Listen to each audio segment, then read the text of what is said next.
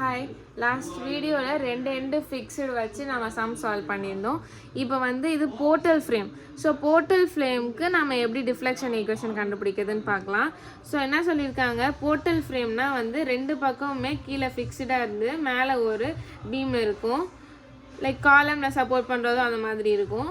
So ஏ வந்து fixed, பியிலேருந்து C வரைக்கும் UTL கொடுத்துருக்காங்க, திரும்ப டி வந்து கீழே இறங்கி ஃபிக்ஸ்டாக இருக்குது. ஸோ அப்போ ஏவும் டியும் ஃபிக்ஸ்டாக இருக்குது, பியும் சியும் வந்து யூடிஎல்ல இருக்குது. அதில் 6 kN, அதோட டிஸ்டன்ஸ் வந்து 5, ஏ டு பியோட டிஸ்டன்ஸ் 6, சி டு டி 6.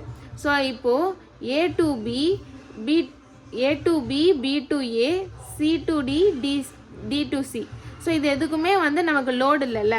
சைடில் லோடு இருந்துச்சுன்னா நம்ம வேல்யூ கண்டுபிடிச்சி ஃபிக்ஸ்டு எண்ட் மொமெண்ட் கிடைக்கும்.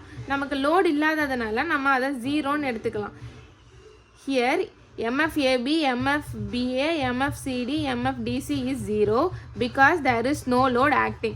லோடு இருந்தால் நம்ம அதை சப்ஸ்டியூட் பண்ணணும், லோடு இல்லாத போது நம்ம 0ன்னு எடுத்துக்கலாம். ஸோ அப்போ ஃபிக்ஸ்ட் எண்ட் மொமெண்ட்டில் பிக்கும் சிக்கும் பிக்கும் மட்டும் எடுத்தால் போதும். யூடிஎலோட ஃபார்ம்னா WL²/12, WL²/12, ரைட்டில் போகும்போது மைனஸ், லெஃப்டில் வரும்போது ப்ளஸ். ஸோ இது முடிஞ்சிச்சு ஃபஸ்ட் ஸ்டெப்பு. நெக்ஸ்ட் ஸ்டெப் 2 வந்து ஸ்லோப் டிஃப்ளெக்ஷன் ஈக்குவேஷன். ஃபிக்ஸ்டாக இருந்தால் நமக்கு 0, அப்போ பியும் சியும் மட்டும்தான், தீட்டா வந்து நாட் ஈக்குவல் டு 0. ஸோ ஃபார்முலாவில் சப்ஸ்டியூட் பண்ணுறோம், ஈக்குவேஷன்ஸ் எடுக்கிறோம், எடுத்துகிட்டதுக்கப்புறம் ஜாயிண்ட் எடுக்கிறோம். ஜாயிண்ட் வந்து என்ன சொல்லியிருந்தேன், ஃபிக்ஸ்டாக இருந்தால் எடுக்க வேணாம். ஸோ அப்போ ஜாயிண்ட் பியும் சியும் எடுக்கணும். ஜாயிண்ட் பியும் சியும், அப்போது ஜாயிண்ட் பியில் என்ன இருக்குது, பி ஏக்கும் போகும், பி சிக்கும் வரும். ஸோ பி ஏக்கு என்ன வேல்யூ கிடச்சிதோ அதை சப்ஸ்டியூட் பண்ணணும். ஸோ அது ரெண்டுத்தையுமே ஈக்குவல் டு 0 பண்ணால் நமக்கு 2 ஈக்குவேஷன் வரும். ஸோ 2 அன்னோன்ஸ் நம்ம கண்டுபிடிப்போம் கால்சியில். சால்வ் பண்ணி செகண்ட் ஈக்குவேஷன் ஸ்லோப் டிஃப்ளெக்ஷன் ஈக்குவேஷனில் சப்ஸ்டியூட் பண்ணி நமக்கு வேல்யூ எடுக்கிறோம். வேல்யூ எடுத்துட்டதுக்கப்புறம் ஷியர் ஃபோர்ஸ் கண்டுபிடிக்கிறோம். ஸோ ஃப்ரீ ஷியரில் ஃபிக்ஸ்டு எண்ட் மொமெண்ட் வந்து 0 அப்படிங்கிறதுனால நமக்கு எல்லாமே 0 வந்துருச்சு, இங்கேயுமே 0 வந்துருச்சு. ஸோ யூடிஎல் மட்டும் எடுக்கும்போது WL/2 ரியாக்ஷனை WL/2. ஸோ 6 × 5 டிவைடட் பை 2 பண்ணால் 15. ஸோ அதுவுமே அதே தான் இங்கே வரும். ஸோ MFAB இது எல்லாமே சேம் ஃபார்முலா தான், இது எதுவுமே மாற போகிறது இல்லை.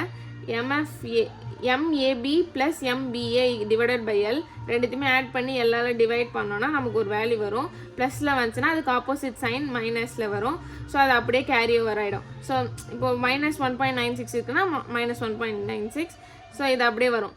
ஸோ இது இந்த யூடிஎலுக்கு மட்டும் 15 + 0ன்னு இருக்குது. ஸோ இது ரெண்டுத்தையுமே ஆட் பண்ணி மைனஸ் பண்ணி 0ன்னு வருது. ஸோ அதனால் இது மட்டும் அடிச்சிக்கலாம் 15ன்னு. ஸோ அதே மாதிரி அதே சேம் தான் வரும். ஸோ இதோட டயக்ராம் எப்படின்னா, மேலே இருக்கிற டயக்ராம் போட்டுருவீங்க, அதுக்கு shear force bending moment diagram வந்து ரெண்டுமே சேம் தான். லைக் எப்படின்னா, ஸோ இப்போ இந்த இது இருக்குது, யூடிஎலுக்கு பேரபோலா போட்டுக்கிறோம் இந்த இடத்துல. ஸோ அதுக்கு கீழே ஃபிக்ஸ்டு அப்படின்னும் போது +2 - அப்படின்னு சொல்லிட்டு இந்த மாதிரி தான் டயக்ராம் வரும் போர்ட்டல் ஃப்ரேமு. ஸோ இதுக்கு வந்து நமக்கு பெண்டிங் மொமெண்ட் வேல்யூஸ் நமக்கு கிடச்சிதுல, அதை வந்து எழுதுவோம். ரெண்டுத்துக்குமே சேமாக வரும். 3.9, 3.89, 3.89, 7 மைனஸில் ஒன்று இருக்கும், ப்ளஸில் இருக்கும். ஸோ அது ரெண்டுத்தையுமே வந்து எழுதுகிறோம். நெக்ஸ்ட் வந்து இது வந்து மேக்ஸிமம் 18.75 அப்படிங்கிறது நம்ம யூடிஎலுக்கு மேக்ஸிமம் பெண்டிங் மொமெண்ட் ஃபார்முலா என்னது, WL²/8. ஸோ அதை சால்வ் பண்ணி வருது. ஸோ இந்த இடத்துல அதிகமாக ப்ளஸ்ஸு, ஸோ அதுக்கு ஈக்குவலாக மைனஸ்ன்னு போடணும். தேங்க்யூ.